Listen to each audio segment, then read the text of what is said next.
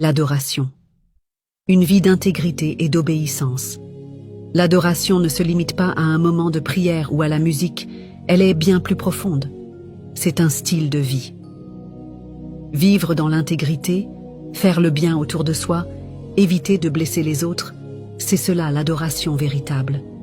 Jésus a dit « Mais l'heure vient, et elle est déjà venue, où les vrais adorateurs adoreront le Père en esprit et en vérité, car ce sont là les adorateurs que le Père demande. » Jean 4, 23. Ainsi, marcher selon la vérité et la justice fait de nous un parfum agréable devant Dieu.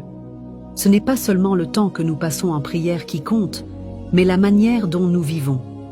Beaucoup pensent que l'adoration est seulement dans les prières prolongées, mais quelle est la valeur de ces prières si notre vie ne reflète pas la sainteté? La Bible dit « Ceux qui me disent « Seigneur, Seigneur » n'entreront pas tous dans le royaume des cieux, mais celui-là seul qui fait la volonté de mon Père qui est dans les cieux. » Matthieu 7, 21. Ainsi, la véritable adoration est dans l'obéissance, dans la sanctification, dans les fruits que nous portons chaque jour. On ne peut pas réduire l'adoration à des mots, car même le silence d'un cœur pur est une louange à Dieu. Un muet ne peut pas parler, mais il peut adorer par sa manière de vivre. L'adoration est une vie qui plaît à Dieu, bien au-delà des mots prononcés. Ce qui compte, c'est un cœur obéissant, une âme qui choisit le bien, un esprit soumis à Dieu en toutes choses. Offrez vos corps comme un sacrifice vivant, saint, agréable à Dieu, ce qui sera de votre part un culte raisonnable.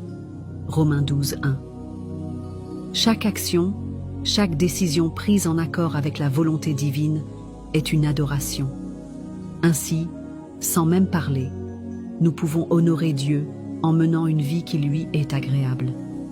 Que notre vie soit un chant silencieux, une offrande constante devant son trône. Que Dieu vous bénisse.